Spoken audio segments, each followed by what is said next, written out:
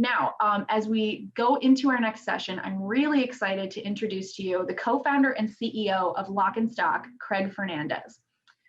This Lock&Stock is a Dubai-based mobile app which helps students fight digital addiction through gamification. By locking their phones, users gain access to student offers at over 1,000 partner brands and scholarships at over 1,100 partner universities. Through its scholarships platform, Lock&Stock is making education more accessible and affordable for students. Since the launch, the app has transferred over $2 million in scholarships to students, becoming the largest education marketplace in the UAE and GCC. In December 2020, Lock&Stock was named Disruption of the Year at the Gulf Capital Awards.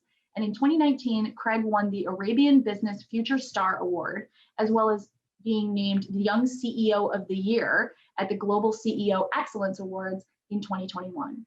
So welcome, Craig.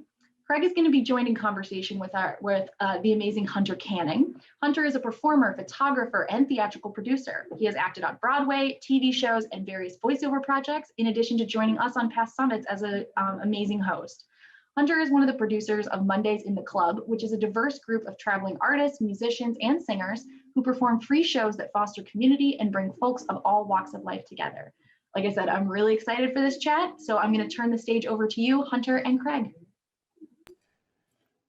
Thank you so much, Meg, for that wonderful conversation, and I'm so happy to be back here with Power to Fly and joined with Craig. How you doing, Craig?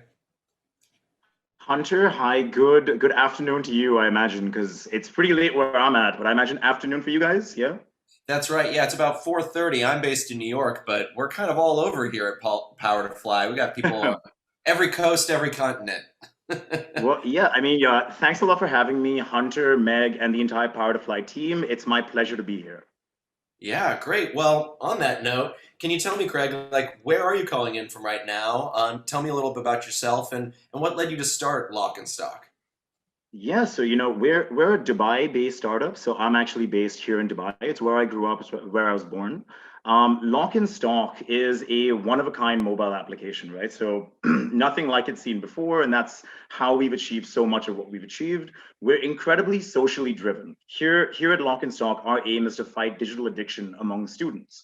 Now, if you tell a student to lock their phone or keep their phone away, no one's going to do that. Anyone can just lock their phone normally. So what we do is actually reward students with things that they really, really want. So we tell students, stay off your phones, be a responsible human being. Don't use your phone in class or in a restaurant or in a theater or anything like that. And in exchange, we'll give you rewards that you can then use for offers, discounts, weekly prizes, and scholarships at any of our partners.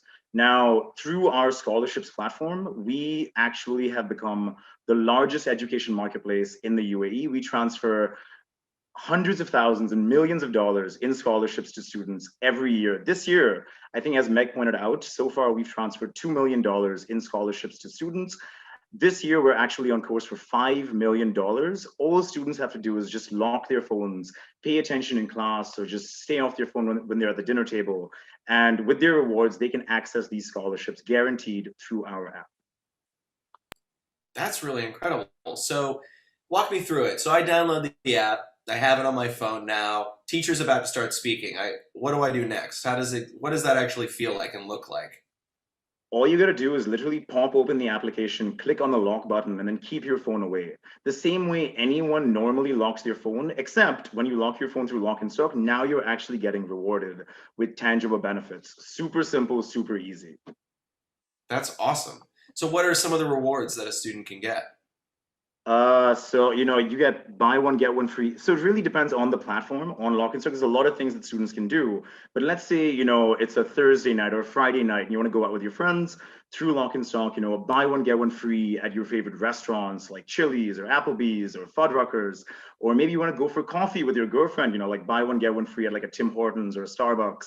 If you're applying to university, as I mentioned earlier, scholarships to university, again, all you got to do is apply through the app. And even if you don't want to do anything like that, as long as you participate in the experience, you're locking your phone, you're completing achievements, all of that stuff, you're eligible to win weekly prizes. Last week, the #1 student on the application won a Samsung phone. The week before that, it was like Apple AirPods. I think this week it's a Samsung tablet. So there's awesome prizes being given away every week as well. All you got to do is lock your phone. I love that. You're giving them prizes of more devices they can lock to earn more points. So that's actually something that I want to clarify, right? So whenever we pitch Lock and Stock, people say, what are you doing? Like, the phone is an amazing thing. Technology is beautiful. And here at Lock and Stock, like, I'm 24 years old. The average age of the company here is also 23, 24. We're not anarchists. We're not telling people throw your phones away and like go live in like the outback or something. We love our mobile phones. All we say is that you should be responsible with your devices. I'll tell you, Hunter, I actually got the idea for Lock and Stock when I was a student myself. It was my senior year of college. I went to university in the States, and it was my senior year of college. And I walk into this one class, there were like 25 students there, and each and every single student was on their mobile phone or tablet or laptop. No one's paying attention. The professor is just talking and talking and talking because it's their job. I mean, the professor is going to teach. You listen, you don't listen, whatever. But I remember seeing this and thinking to myself, wow, like, is this how distracted our society has become? And so, and I was like, we got to do something about this. This was way back in 2017. I imagine it's only become worse ever since, but I'd like to think that we're making an impact on this problem in our own tiny little way. Yeah, well, I love hearing about your personal experience there, Craig, because it is kind of amazing, right? Like how expensive being a student is, and you don't have any income usually. Some students are then working multiple jobs. They're trying to pay for school. They're trying to pay for supplies. They're trying to pay for that cup of coffee that you mentioned. And yet at the same time, we're so addicted. I think you use that word, like we're addicted to these devices. And so we're distracted from the very thing that we're spending all of this money paying to be at, right? So I love that you're offering up a solution here.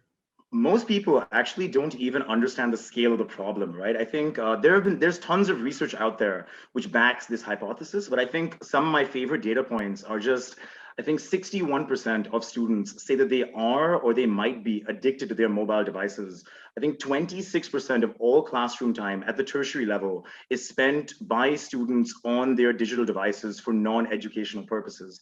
These are astounding numbers. That's crazy. If you think about it, a quarter of all classroom time spent on a digital device for a non-educational purpose, that is a massive loss to the individual, of course, and to society in general.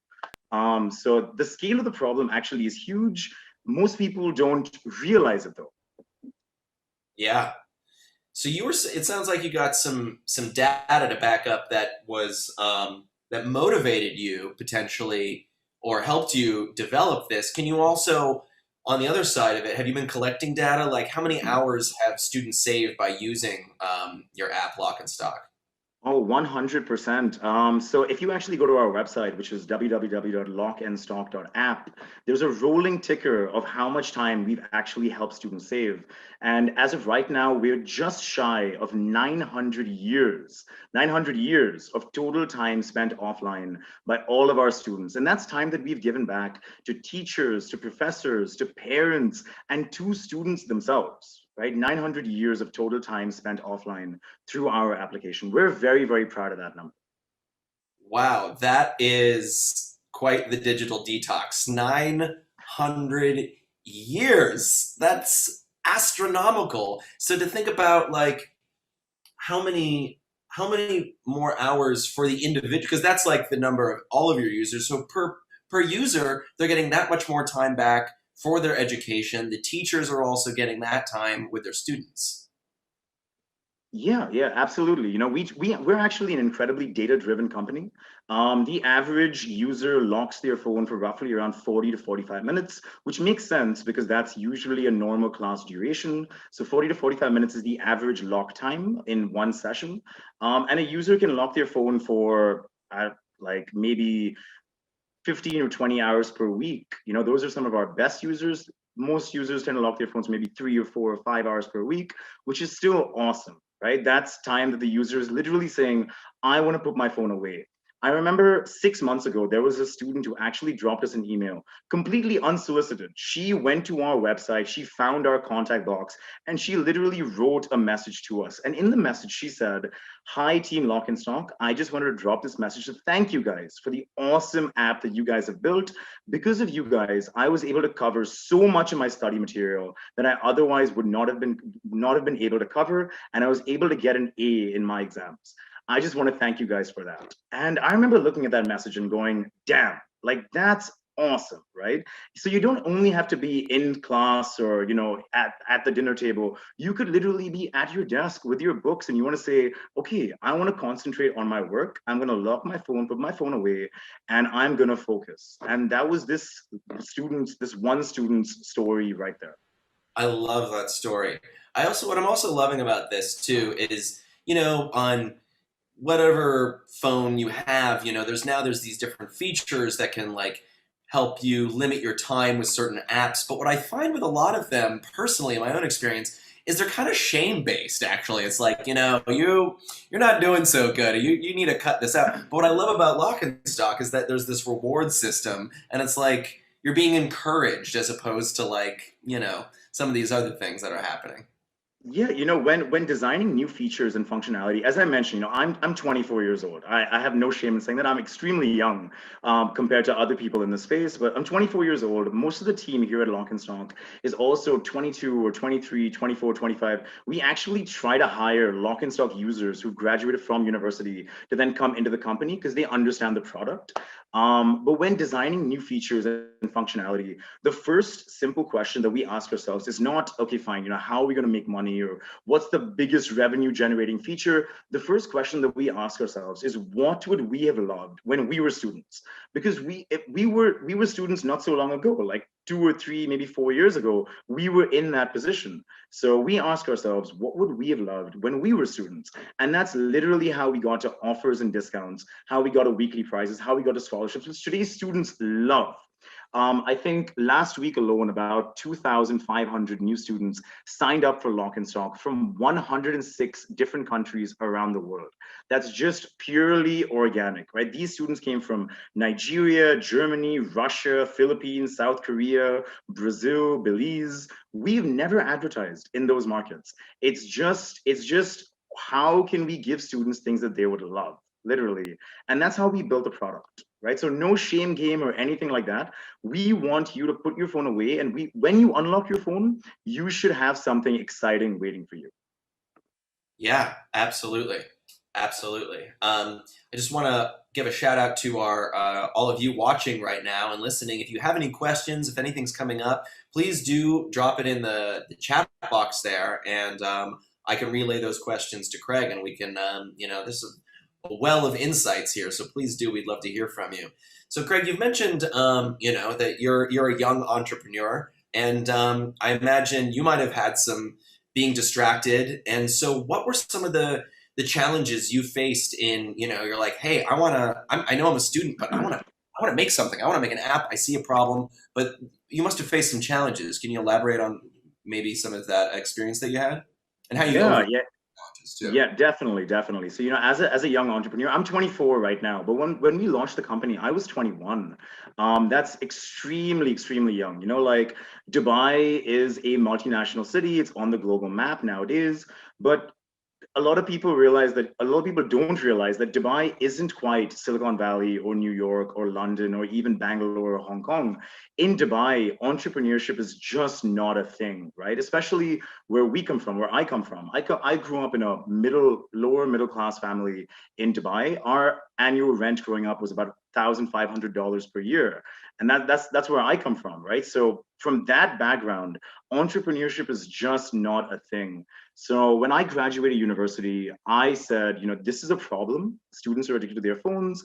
And is there something we can do about this? And when I said that, I remember just this chorus of don't do it. What if it doesn't work? What if it fails? Go and get your master's degree first and then launch this venture. This chorus of negativity. So as a young when I was 21, when we were launching out, I had to train myself basically to shut out all the negativity and just focus on what the mission is, right? What are we doing? Why are we working so hard? What are we trying? What is the problem we are trying to solve? And I think as a young entrepreneur, if there are any young entrepreneurs in the audience, I am almost very, very sure that they are going through or went through the same thing. And if you're a young entrepreneur and you want to make it, you want to go forward with your startup, you have to learn how to shut out that negativity. That negativity will come from everywhere, your friends, your family, your parents, even maybe. But you have to learn how to shut it out, head down, tunnel vision, just keep moving forward. What are some of the things you do to help you stay focused, other than creating an app to stay focused? What do you do personally to keep that tunnel vision, that North Star, eye on the prize? What do you do for yourself? Because does it still come up for you too now? Like, you have this wildly successful thing. Does that voice still exist sometimes? But yeah, so Lock&Stock has come a very long way since we first launched, right? In the last 4 years, of course, now we have north of 100,000 active users. We've been featured on CNN, Tech Radar, Mashable, Esquire, every single publication in the Middle East. We've gotten a lot of love, a lot of attention. We were named Digital Disruption of the Year, but it's still a challenge, right? Even if it's not a challenge for me per se, today our team is 45 people strong. And so it's a challenge keeping everybody on the same page, moving forward. With that in mind, we are actually, I mentioned this earlier, we're just going to touch on it again. We're actually an incredibly socially driven organization, right? So aside from the digital addiction aspect, which, 900 years, that's a remarkable figure right there. It's also helping make education more accessible and affordable. So just how can we broaden our umbrella, broaden our tent, using the multifarious platforms within Lock&Stock? So you lock your phone, and with these rewards, A, B, C, D, how can we use those platforms to also make an impact on the world, right? And when I think about that, that is something that motivates me personally, as well as something that motivates the entire team. The fact that, okay, I get into a meeting and I say, here at Lock&Stock, we dispersed $1.1 million in scholarships last year, $2 million in our total time so far, and $5 million is what we're on course for this year. That's incredibly motivating. I personally am extremely proud of that. I remember how expensive university was for myself, and I wish there was an app that let me lock my phone and get a scholarship to university when I was growing up. So Yeah. Incredibly motivating. Yeah, I bet. So it's been a really bizarre year for students, right? A lot of people have been studying from home, and I imagine it's even easier to be on another browser, to be on your phone, to be on your tablet. Like, we have all of these distractions. Can you talk about, have you heard from your users? Has this helped them in this time when we have ample time to really be distracted? Yeah, 100%. It's funny. When the pandemic first hit and everything was shut down, schools were closed, universities were closed, everybody was working from home, studying from home, basically doing everything from home. We actually were puzzled, right? We were like, okay, if people are at home, how is that going to affect behavior on the application? Are people going to find it easier, harder? We don't really know, right? This is uncharted territory. And what we actually saw, I think, in April of last year was when the lockdowns were first imposed here in Asia, at least. And what we actually saw in April of last year when the lockdowns were first imposed was activity shot through the roof. Literally, more students were signing up than ever before. Our activity levels doubled or tripled in some weeks as students religiously locked their phones and said, you know what, if we're studying from home, if we're attending classes from home, we are going to really make an effort to pay attention. We anyway can't go to class. We might as well make the most of this while we can. Let's lock our phones, let's put our phones aside. More than that, we actually had a lot of parents actually reaching out to us, and parents going like, damn, I can actually see, because before students would be in class, like in university or in school, but now students are at home, they're in their rooms or they're in the living room, and they're actually locking their phones, and parents are going like, what are you doing? And the kid's just like, I've locked my phone through Lock&Stock. And the parent is like, oh, what's Lock&Stock? So we actually got a lot of parents dropping us messages and going like, wow, what you guys are doing is fantastic. Thank you so much. And that's really the activity and the behavior that we've seen since the pandemic. And at present time, that behavior it does not look like it's going to abate anytime soon. So fingers crossed on that. Yeah, wow. So, my wheels are spinning as I'm listening to this. I'm like, wow, there's so many other places I feel like that an app like this would be useful, maybe not just for students. Is that something you guys are talking about? We have explored ideas like that. Perhaps maybe someday a lock and drive, which maybe tracks a speedometer on the phone, and as long as your phone is locked while your car is moving, you're earning rewards like a lock and drive. A lock and work, maybe like a corporate solution to help corporate employees stay off their phones at the workplace. There are a number of different avenues that we can take this. Digital addiction is not a student-only thing. I think everybody in the world today is in some way or the other addicted to their mobile devices. But something that I learned a long time ago, and something that, just a particular mentor of mine told me when we were first launching, is focus, right? So at present time, we're doing a tremendous job, a fantastic job. Of course, we'd like to go out there and just help everybody stay off their phones. But right now, we want to make our mark on the world in our own small little way on this demographic that we understand best, if that makes sense. Yeah, it does make sense. I just got a question come in on this topic. Meg asks, are there any plans to expand this concept into more screen spaces, such as TVs, gaming consoles, things like that? It's extremely hard to track lock time on a TV, but perhaps on like a PC or like a desktop or a laptop or something like that. That's something that we have explored as well.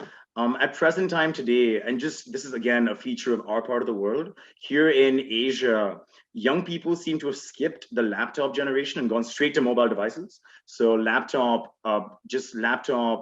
adoption is lower than smartphone adoption. So which is why smartphones are just our number one focus. But we have looked at other devices as well. So desktops, laptops, PCs, hopefully sometime in the future. Wow, yeah. And so do you have, is there anything else going on for you, or are you just laser focused right now with Lock&Stock? I mean, you mentioned get your master's. Is that something on the horizon for you, or are you done with school? You're just helping other students now? What's going on?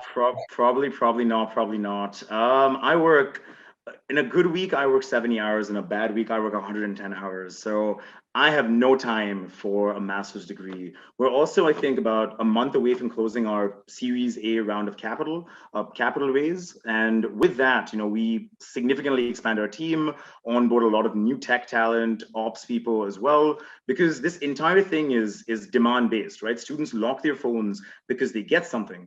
And the better the rewards we can give students, the more they will lock their phones, the more Lock&Stock will spread. So we're hopefully, fingers crossed, within a month or so, we raise our Series A. And from there, the sky's the limit, honestly. Wow, truly. So we have a couple minutes left. I would love to hear, you talked a little bit about, to the other young entrepreneurs out there, of keeping focused and staying true to their passion. Is there any other advice that you could offer up to people that are maybe have an idea or too afraid to do it, or stalled point, or any sort of things that came up for you when you were starting out, that you think that you wish you had heard from someone when you were starting out? Yeah. I remember I was 20 years old, just thinking about Lock&Stock, should we do this? Should we not? Should I actually take this leap of faith?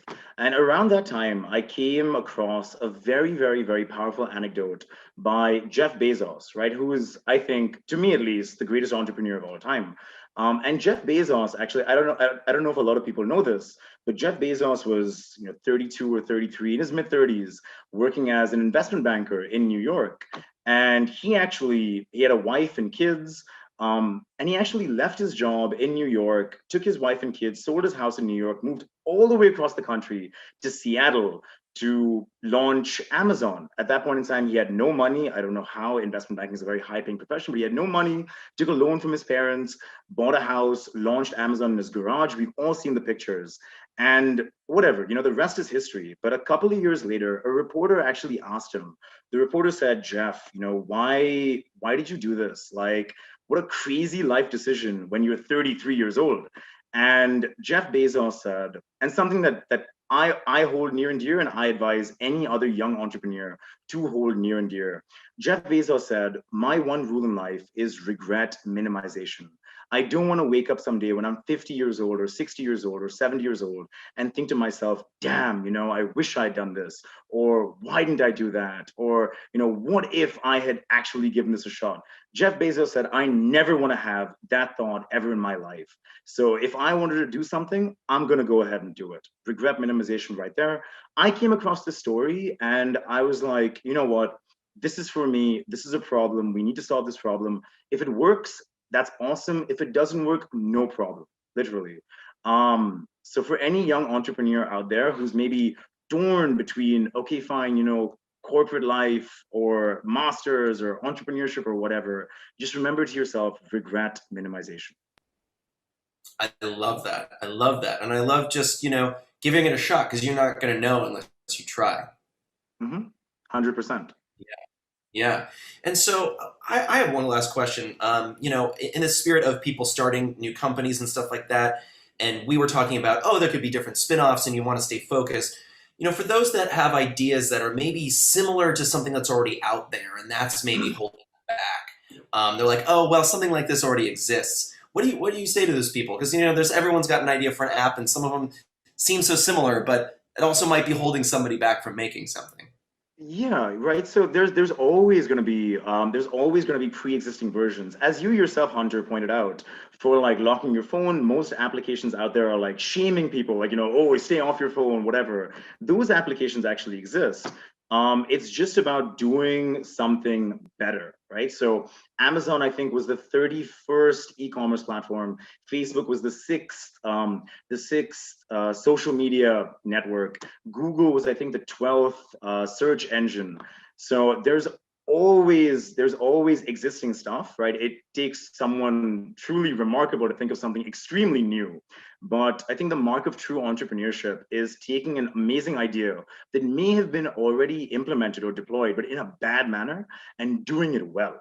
And that's what we do here at Lock&Stock. That's what all those other guys did as well. I'm not comparing myself with them. They're legends. But that's what we did here at Lock&Stock. And if there is something that exists, that doesn't mean it's the end of the world. All you got to do is do it better. That's been done time and time again. Awesome. That's great advice. And I love, too, that you just knew off the top of your head that the data points, if they were this number and they were that number, I'm like, here's a guy that does research, too. So that really shines through in what you do.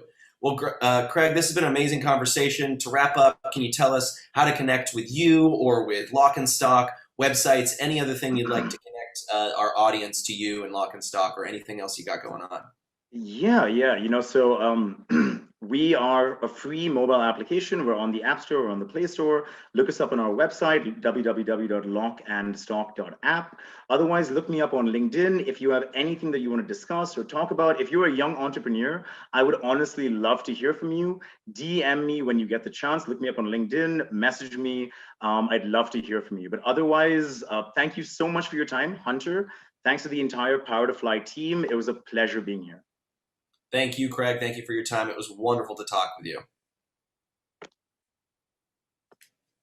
And with that, we will pass it back over to Meg. Hi, guys. That was absolutely wonderful. I loved that chat. I'm so curious now. Can't wait to go check out your app and see how many of my friends and family I'll be recommending that they download. So thank you so much for that.